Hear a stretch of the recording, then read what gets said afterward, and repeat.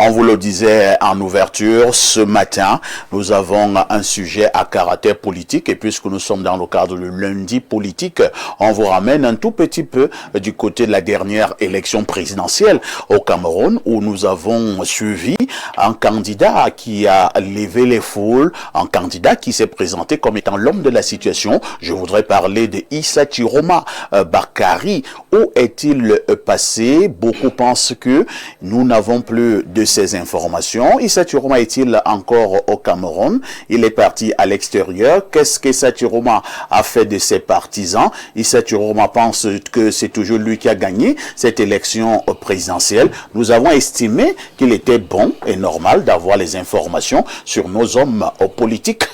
Madame Ekwan, le cas Issa Chiroma Bakari nous intéresse ce matin. Vous ne vous êtes pas posé cette question depuis un certain temps. Où est passé Chiroma? Bien sûr, bien sûr. C'est vrai que Madame Ekwan n'est pas militante d'un parti, mais elle suit l'actualité de son pays, parce que si tu ne fais pas la politique va te faire. Donc, comme nous sommes dans la politique sociale, on est obligé de suivre l'actualité des hommes politiques. Et la question que tu poses ce matin est tellement pertinente, parce que moi-même, je me suis surprise à me poser la question, mais où est le plus grand des opposants de ce pays? Parce que vous voyez, on a toujours on aime toujours avoir quand même un contre-pouvoir, un contre-poids, des débats contradictoires, parce que le RDPC a envahi tous les plateaux, le RDPC est omniprésent. On a eu le 24 mars et c'est justement à l'occasion du 24 mars, la fête du RDPC, que je me suis posé la question, mais où était passé le président Issa Chiroma? Comment le RDPC a sa fête? Toi, tu cherchais Chiroma. Non, parce que vous voyez... Est-ce que Chiroma est du RDPC? C'est des problèmes politiques. C'est-à-dire que dès qu'on parle d'un parti politique, on a envie de faire le parallèle, l'analyse quand même de la nomenclature politique, du visage politique du Cameroun. C'est un peu ça. Et surtout que aux dernières nouvelles, il semblerait que c'est lui qui ait gagné les élections. En tout cas, c'est ce qu'ils ont dit. C'est ce qu'ils ont dit. Donc, quand il y a une grande célébration comme le 24 mars, on se dit, mais où sont les autres? Où est passé le président? Donc, vraiment, sincèrement et honnêtement, je sais que le président Chiroma est à l'extérieur, mais je ne sais pas où. Donc je ne saurais vous dire, je voulais vous donner des nouvelles du président Issa Chiroma, n'étant même pas de son parti politique.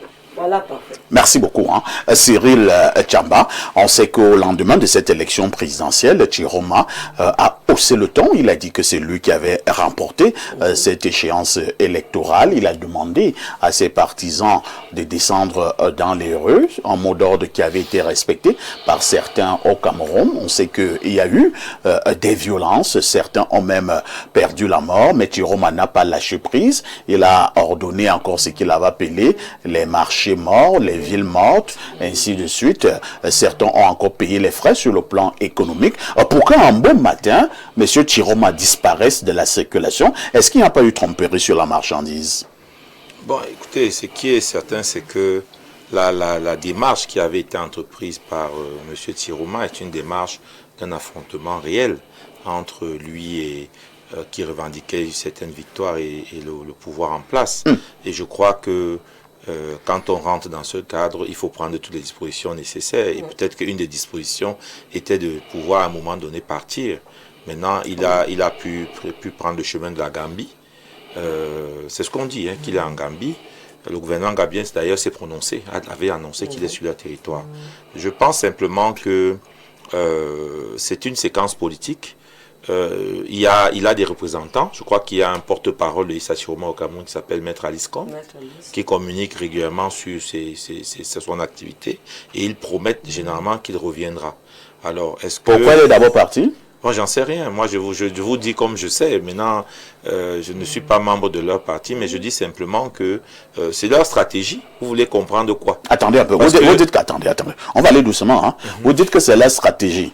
Moi, je vous ai fait comprendre tout à l'heure que nous avons eu un monsieur qui a demandé aux gens de descendre dans les rues. Beaucoup sont morts. Et maintenant, vous dites que c'est une stratégie, qu'il était aussi prévu à un moment donné, pouvait partir. Maintenant, que faisons-nous de ceux qui ont perdu la vie? Ils ont perdu la vie parce qu'ils croyaient en lui, n'est-ce pas? Ils ont perdu la vie parce qu'ils croyaient certainement en lui et peut-être en leur combat. Parce qu'il faut savoir que les gens rentrent en politique avec leurs convictions, soit ils suivent un leader, soit ils suivent un idéal. Maintenant, moi je ne suis pas comptable de ceux qui sont morts et pour quelles raisons. Ce que je dis, je fais une analyse de ce que vous m'avez posé action sur Chiroma. Maintenant, il saura répondre le moment venu à ceux qui lui demanderont des comptes pour le pourquoi de comment. Mais ce que je dis, c'est que en l'état de mes informations, il a dit qu'il va revenir et il a nommé un porte-parole au Cameroun et le FSNC, pour une partie, veut participer aux élections locales. C'est ce qu'une partie de leur parti a annoncé récemment. Chiroma a dit qu'il ne participera pas à l'élection. Et il y a une frange qui a même fait des communiqués. Donc, le parti est divisé. Apparemment. Parfait, Onguéné. Chiroma a-t-il trahi ses militants et ses partisans?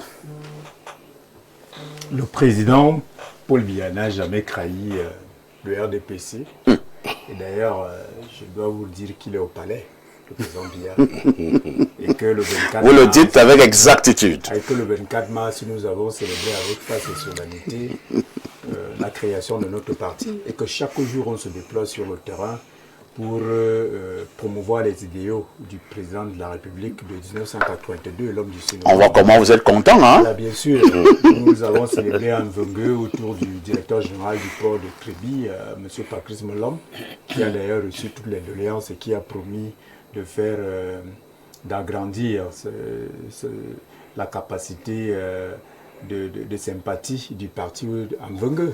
En prenant. Donc, je vous dis que nous sommes sereins au sein de notre parti, nous ne cherchons pas notre leader, nous n'avons pas de crise de leadership, nous n'avons aucun problème avec nos idéaux. Bon, maintenant, vous me posez la question de savoir où se trouvent les autres leaders de partis politiques. Beaucoup se retrouvent dans les réseaux sociaux. Beaucoup sont dans les réseaux sociaux. Et beaucoup ont une légitimité des réseaux sociaux. Bon, moi, je pense que la vraie légitimité se construit à travers le maillage territorial et sur le terrain. Il faut être présent.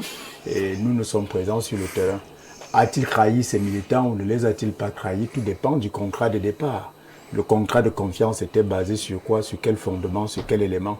Vous voyez des sorties, il y a des gens qui se sont découverts militants juste le temps de la campagne présidentielle. Et bon, est-ce que ces gens-là ont vraiment des convictions? Est-ce que ces gens-là poursuivaient le leader ou l'idéal? Je ne sais pas.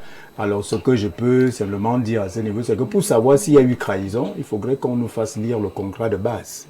Parce que chez nous, nous savons qu'il n'y a pas de trahison avec le président Biya parce qu'il nous a promis quelque chose.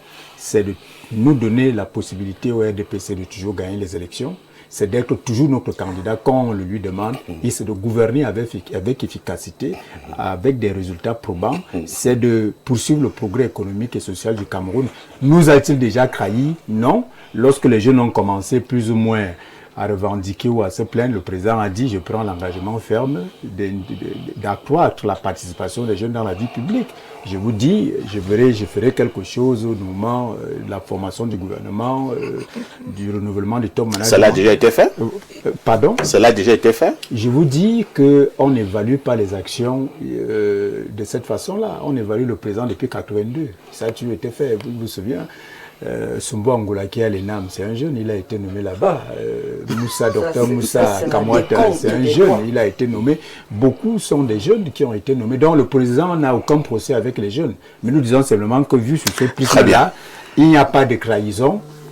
Les militants ne l'ont pas trahi parce qu'il vous souvient qu'il a gagné la dernière élection présidentielle à un peu plus de 50%. Donc il a gagné, ça veut dire qu'il y a eu un renouvellement, il y a eu un blanc-seing qui lui a encore été accordé. Donc il n'y a pas de trahison. Il n'y a non plus de trahison venant de son côté parce que lui, il ne nous a jamais posé un acte qui nous a trahi. Merci, parfait, Onguéné. Pour monsieur Chiroma, je n'en sais rien. Merci. A-t-il trahi ou pas? Ce qui est sûr, c'est que il peut y avoir du péril dans la marchandise. Je n'en sais rien. Parfait, on est très content pour cette prise de parole.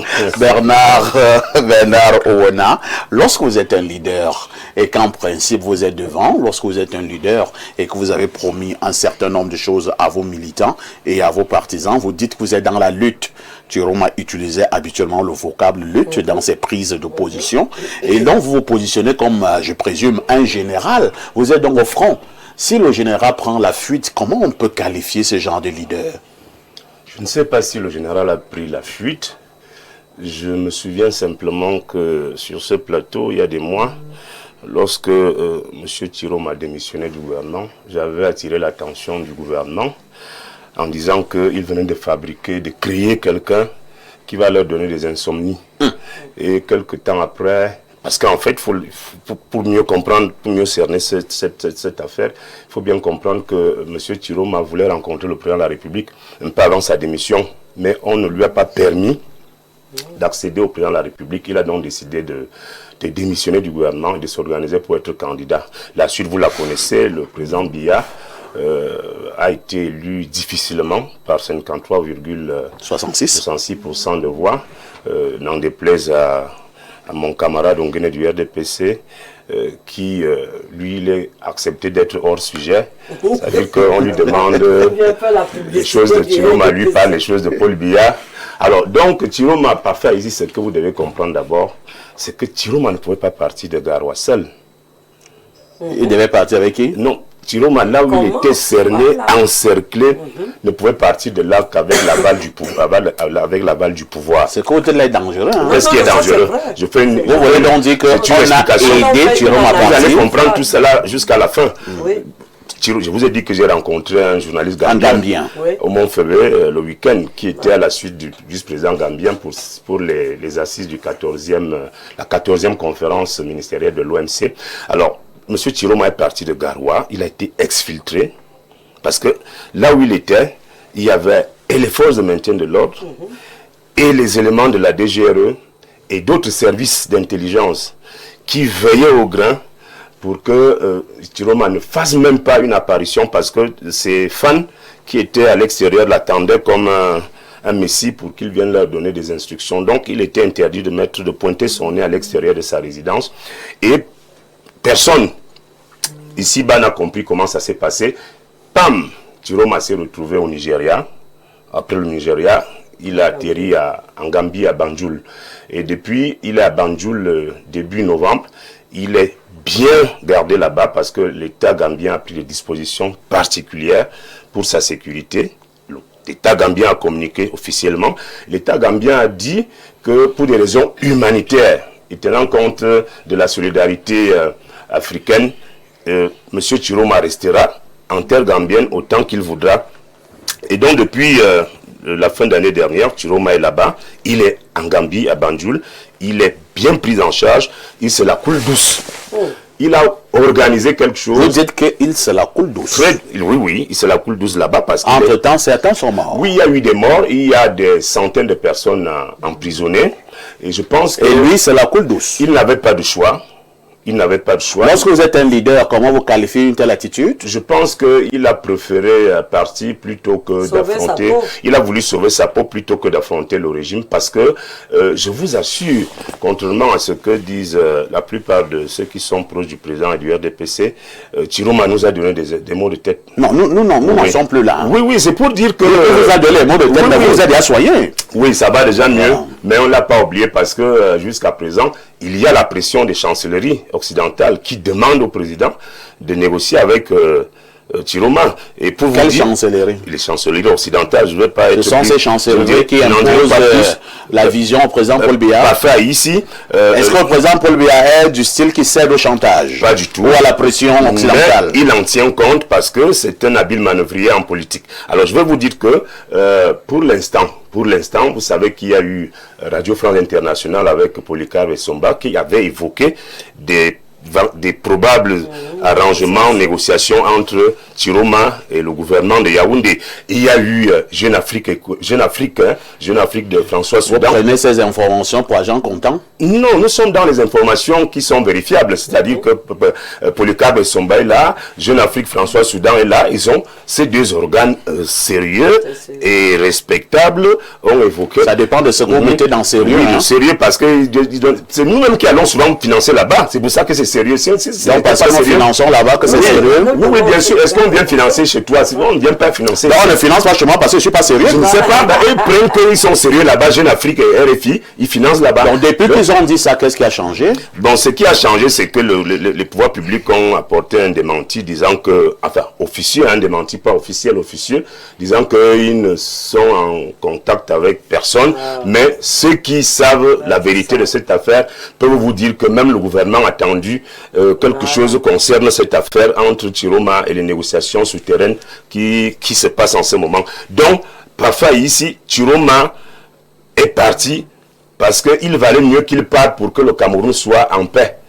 C'était le choix qu'il a fait. Chiroma, c'était la guerre. C'était dangereux. L'après 12 octobre n'était pas bienvenu si Chiroma est resté ici. Et donc, il a fait un bon choix de nous laisser, de nous coller la paix, de partir se reposer un peu en Gambie. Alain Douk, nous avons donc eu le cas Chiroma. Entre-temps, nous avons également eu des cas comme Unyobe. Voilà, 2 leaders où nous avons un, à un moment donné, qui s'enfuit et laisse ses partisans dans les tombes et laisse d'autres en prison. Et nous avons d'autres leaders qui ont accepté perdre de leur vie. Vous préférez quel genre de leader? La réponse va de soi. Je préfère certainement Unyobe. Il n'y a même pas possibilité de faire de comparaison entre les deux. C'est le jour et la nuit. Je reste focus sur ce que j'ai toujours dit au sujet d'Issa Chiroma Bakary. Tu me permets de faire le sum-up. Allons-y. J'ai dit, quand on est un leader politique sérieux, on ne baigne pas dans la gadoue, dans une mafia, puis à quelques semaines d'une échéance électorale, vous dites que vous démissionnez, on est comptable de rien à votre sujet, on ne vous demande aucun compte, vous-même vous ne sollicitez pas à en donner aux gens. Est-ce que ces magistères-là, en tant que ministre, ont été audités? Ils devaient nous produire un audit pour nous dire, voilà, je quitte, j'ai les mêmes propres. C'est lui qui devait s'auditer. Non, est-ce qu'on va me laisser parler? C'est mon temps de parole. Je viens maintenant et voilà la vision que j'ai pour le pays. Ça, c'est d'un. C'est-à-dire que tu es dans des malversations avec les gens, tu veux nous faire croire que toi, tu es blanc. Ben, sur la base de quoi? Qu'est-ce qui nous dit que tu gouverneras différemment de ce qui... On a l'affaire TNT. Voilà, la TNT. Depuis 2015. On est là, on paye chaque... On a l'affaire Banga Pongo. Non. Donc, on ferme le chapitre. On sort de là. Un autre point maintenant. Écoutez les amis, ils créent... Ce que je reproche, c'est que les masses, l'électorat ne comprennent pas l'ingénierie politique. Ne comprend pas l'ingénierie sociale. Elles vont toujours se faire flouer. Et moi, je reste focus sur ce que j'ai dit depuis le départ.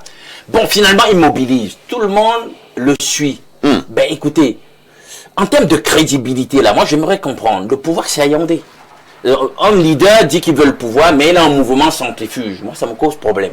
C'est à partir de Gambie qu'il prendra le pouvoir. Non, et quand il va même d'abord au Septentrion, les enjeux c'est à Yaoundé. Tu ne veux pas étudier et tu pars à Garoua. J'ai trouvé que c'est un problème. Moi, je reste campé sur mes positions. Ça, c'est d'un. Maintenant, expliquez-moi un tout petit peu. Ils mobilisent les masses, il y a cette agitation autour des villes mortes qui tendent. Hein? C'est-à-dire que la moutarde tend à lever, on le suit. Ben écoutez les amis, le jour, moi je n'ai pas compris cette accalmie-là, le jour de la prestation de serment quand la vérité des urnes n'a pas été calme. Je pensais donc que mais le vrai mouvement d'humeur, la vraie fronde, c'est un moment-là. Pour dire que mais mon adversaire politique, Paul Biya, c'est un imposteur. Manifester pour démontrer que c'est un imposteur. La légitimité se trouve plutôt de mon côté. On a vu la calmie. Il n'a appelé personne à se soulever. Étrange, non? Bien, maintenant, dans son retranchement, là-bas à Garoua, faut qu'on soit sérieux, les amis. Le pays ne fonctionne pas. C'est une gouvernance chaotique. Je le dis, mais nous savons qu'en matière de renseignement, ça ne joue pas. C'est peut-être la seule chose qui fonctionne bien ici au pays. Oui, je comprends. Sniper, vous imaginez, tu l'as bien décrit, René Bernard. Tout la crème de l'intelligence. Non, vous me prenez pour des dingues. Moi, ce genre de choses, ça peut me prendre. Ça peut pas me prendre. Moi, ça ne peut pas me prendre. C'est une opposition contrôlée. Vous ne comprenez absolument rien à la politique. Pour le plus clair des Camerounais, l'électorat ne comprend rien. L'opinion ne pense pas. On l'a sorti, il a joué son rôle. C'est un acteur. Ah bon? C'est un acteur. Un grand acteur. Il est sorti, on l'a exfiltré. Il a fait ce qu'il devait faire, on l'a exfiltré. Il va se reposer. Ne sois pas surpris. Mission accomplie. Oui. Mission accomplie. Ne sois pas surpris qu'il revienne en une espèce de triomphe avec un bon portefeuille. Par la suite, c'est à envisager. C'est à envisager. Finalement, de qui se moque-t-on? Mais là, on se moque de ceux qui ne comprennent pas l'ingénierie sociale. L'ingénierie politique ne comprennent pas le politicien. Le politicien n'a pas d'âme. Il n'a pas de morale. Merci, hein. Ouais, Madame Ekwan. J'admire beaucoup ton homonyme. Parfait, Guéné. Oui, quand tu parles avec S de son RDPC. Oui. Et je voudrais lui dire, comme elle est en train de dire ici, mais c'est une complicité. Chiroma et vous, c'est du blanc, du bonnet blanc, bonnet. Vous savez ce qui se passe. Vous savez qui vous montez pour que ça semble de l'opposition. C'est juste une complicité. Mais finalement, on devrait tirer sur qui? Si même le RDPC l'a fait, je dis si, oui. Est-ce qu'on ne devrait pas dire bravo au RDPC? C'est de l'ingénierie politique pour parler comme Alain Dou. Mais maintenant, Chiroma qui accepte ce jeu, alors qu'il a pris une bonne partie de la population avec lui, alors on doit tirer sur qui? Mais ça faut que. Mais bon, c'est comme ça que la politique. Non, mais justement, les gens qui s'y engagent, c'est parce qu'ils ne comprennent pas. Le seul perdant dans cette affaire, il y a même de la population et surtout Maurice Kamto en réalité. Voilà. Ils ont escamoté, ils ont dégoupillé la campagne de Maurice Kamto. Tout à fait. Bonjour le Samuel Eto'o de la modération. Dites à Monsieur Parfait Onguéné qu'il est hors sujet. La question est posée sur le président Issa Chiroma. Il dit du n'importe quoi avec la partie de corruption. Oh là là. Non, il faut dire aux téléspectateurs là qui ne comprennent pas, ils ne comprennent pas Parfait. En fait, Parfait est en train de dire par le langage, par les tournures qu'il utilise, que Chiroma n'est même pas digne qu'il évoque son nom. Il préfère parler d'autre chose. Après, vous avez utilisé quelqu'un? Oui. C'est ça la politique. Ça prendra fin un jour, Monsieur Parfait, ici. Nous sommes confiants et sereins que la chute de la partie de la flamme et corruption s'approche. Ils ont volé les élections. Bon, moi, je ne vais pas lire ça, hein, parce que moi, j'ai suivi Monsieur du Conseil constitutionnel proclamer les résultats. Maintenant, si vous avez d'autres résultats, vous les amenez également. Bonjour le plateau. Si les soutiens des Chiroma sont morts et en prison, c'est la faute du régime. La rue n'a jamais tué personne. Chiroma n'a ni les armes ni des prisons. La malhonnêteté n'est pas bien. Bonne émission. Un autre message ce matin que dit le téléspectateur. Bonjour Perfecto et à ton riche panel. Déjà, je tiens à dire que le président Issa est devenu opposant de manière spontanée, sans explication valable. Et subitement, en moins de 2 mois, il a réalisé un exploit en politique que plusieurs n'ont pas pu faire pendant des décennies. En sortant deuxième, ensuite, il a fait mourir plusieurs personnes. En quelque temps, pour revendiquer sa soi-disant victoire, et puis d'un coup, il a fui. C'est l'opposant le plus ridicule. À mon appréciation, c'est un homme bipolaire. Je plains juste ceux qui ont perdu leur vie à cause de lui. Maintenant, il se la coule le douce. Comme son partisan le dit à Mondovision, c'est simplement regard. C'est chez Eli depuis Kribi qui envoie cette contribution. Madame Ekwan, oui. Quelle est la grande leçon que vous tirez de Issa Chiroma après cette élection présidentielle? Mais pour moi, la grande leçon, c'est que les populations doivent être averties en politique. On ne s'engage pas en politique comme des moutons. Ça, c'est la première chose. Et la deuxième leçon que je tire, c'est que le RDPC a un maillage territorial extrêmement fort. Pour combattre le RDPC, il faut avoir des armes beaucoup plus prospectives. Et peut-être les missiles de la Russie, hein? Satan 3 et peut-être Satan 4. C'est-à-dire que non, il faut avoir de la prospection en politique. C'est-à-dire que quand vous avez un adversaire qui est une montagne, vous ne pouvez pas gravir la montagne. Cherchez les stratégies pour contourner la montagne. Et sachez toujours que le parti qui a le pouvoir ne se laissera pas faire et va toujours créer des éléphants blancs. Très bien. Issa Chiroma, c'est un éléphant blanc créé. Merci. Cyril Tchamba, si jamais Issa Chiroma reprenait la parole de là où il se trouve, pour être d'accord avec Bernard, du côté de la Gambie, il redemande aux populations de descendre dans les rues, en leur faisant bien comprendre que celui qui a gagné cette élection, on doit continuer à lui faire confiance? Je pense que ça ne sera plus le propos, puisqu'il a bien vu que les Camerounais n'ont pas suivi dans leur grande majorité les mots d'ordre. Je crois que les dispositions qu'il a prises pour partir du Cameroun tenaient aussi de cette réalité de terrain. Les gens n'ont pas adhéré complètement à ces mots d'ordre. Il y a eu des choses, mais ça n'a pas pris. Donc je pense simplement que la politique, c'est aussi un jeu de compromis, un jeu d'intelligence, et le président Tiroma et certainement l'entourage du président Biya savent très bien comment se parler. Ils se parlent. Parce qu'en plus, la chronique dit que ils sont même beaux-parents quelque part. Donc, ils ont tous les canaux pour échanger. Ils ont tous les canaux. Et nous qui étions donc dans les rues. Et nous qui étions donc dans les rues, nous qui disions que non, ça doit changer, ça doit changer. Et vous nous dites qu'ils se connaissent bien, ils se parlent, ils sont même des beaux-parents, ils se portent quelque part. Alors, on se moque de qui? Non, ce n'est pas une question de moquerie, c'est une question d'enjeux nationaux. Il y a des pertes en vie humaine, c'est le problème de la maturité démocratique chez nous. Faire de la politique sans aller à l'extrême. Moi, je dois mourir, non, alors que vous entendez.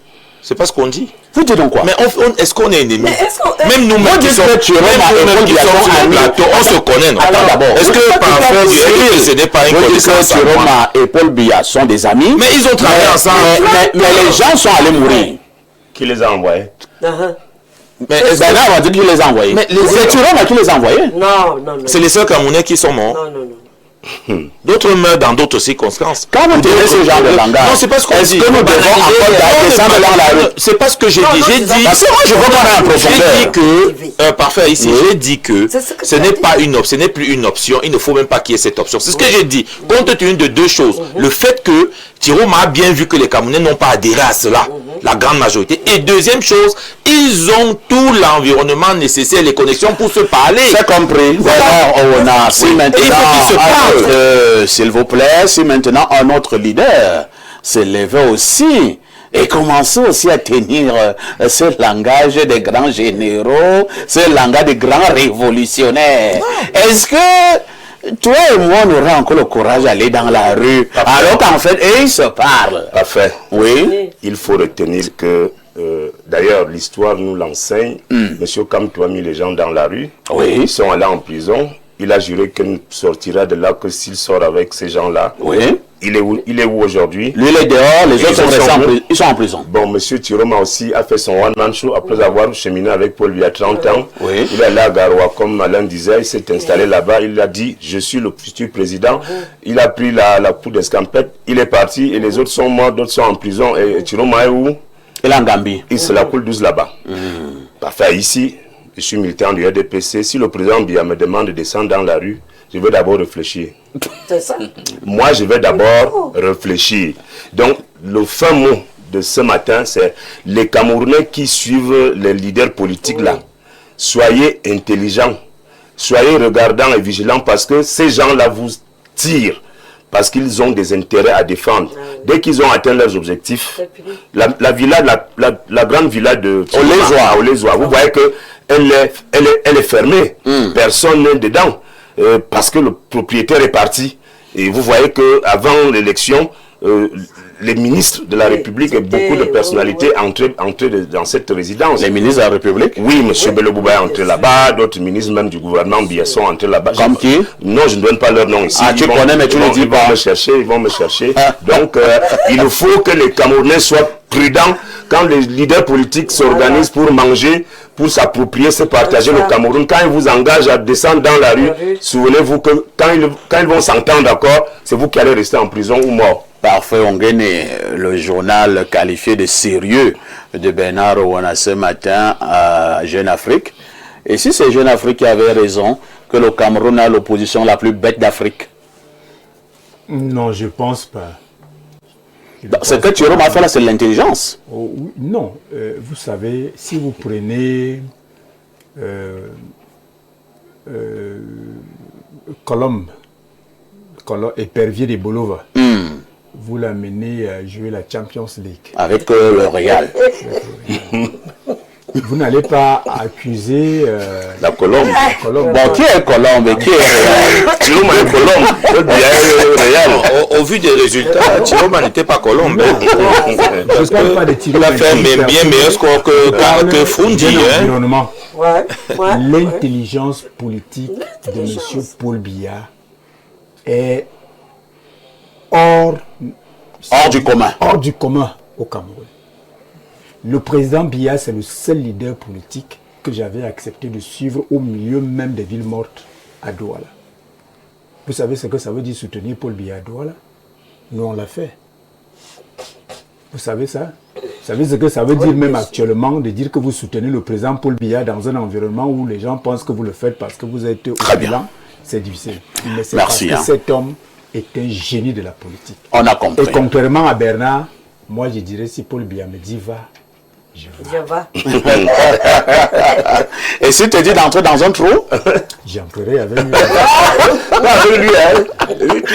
Alain, donc, en quelques secondes. En quelques secondes pour sortir, j'aimerais qu'on ne reste pas avec ces éléments de langage qui donnent l'impression véritablement que le RDPC c'est une montagne insurmontable, un mastodonte, c'est faux. C'est un géant au pied d'argile. Chiroma l'a démontré. Battable, battu. Hein? Donc laissez-nous ce qui se fait officiellement, la doxa. On sait que la vérité n'est pas forcément dans la doxa. Maintenant, pour le génie du président Paul Biya, certainement il entrera dans les anthologies à ce sujet sur la conservation du pouvoir, mais le vrai génie, c'est d'apporter du bien à tous. De toutes les façons, nous avons retenu ce matin que Chiroma n'est plus au Cameroun et qu'il se trouve du côté de la Gambie. Nous avons également retenu ce matin que, attention, lorsqu'un leader de parti politique vous dit quelque chose dans ce pays, il faut prendre cela avec beaucoup de pincettes. La rediffusion de ce programme, c'est tous les soirs à partir de 22h30 avec tout ceci. Que faites-vous encore ailleurs?